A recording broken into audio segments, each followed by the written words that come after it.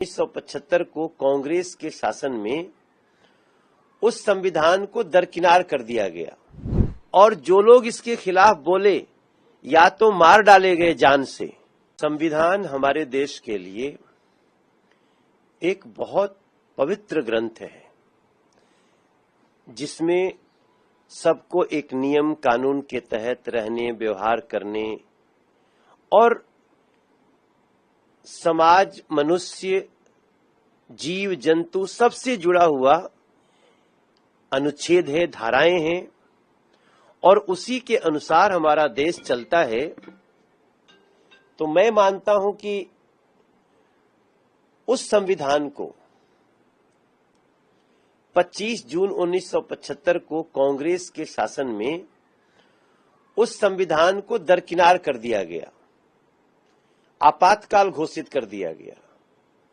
और आपातकाल घोषित करने का मतलब था कि संविधान की सारी धाराएं समाप्त, संविधान में जो आपको अधिकार प्राप्त है समाप्त, संविधान में जो आपको मौलिक अधिकार प्राप्त है समाप्त हो गया, जो आपको देश के संबंधित कोई विषय रखने की आजादी हो समाप्त।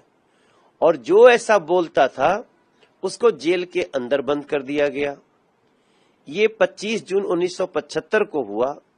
तब कांग्रेस का देश पे शासन था, इंदिरा गांधी देश की प्रधानमंत्री थी और जो लोग इसके खिलाफ बोले या तो मार डाले गए जान से या नहीं तो जेलों में बंद कर दिए गए। बड़े बड़े पार्टियों के नेता, कोई भी, किसी को आजादी नहीं थी कि कोई बोल सके।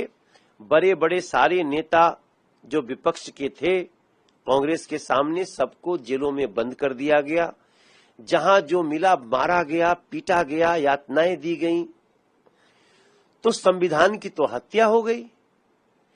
अब अगर उस दिवस को 25 जून को आज की भारत सरकार ने संविधान हत्या दिवस मनाने का निर्णय लिया है तो मैं समझता हूं इस देश का लोग आज बहुत धन्यवाद दे रहा होगा, क्योंकि संविधान को आगे कोई इस प्रकार से उसका मर्डर न कर सके, संविधान का, लोगों के अधिकार का, लोगों के हक का।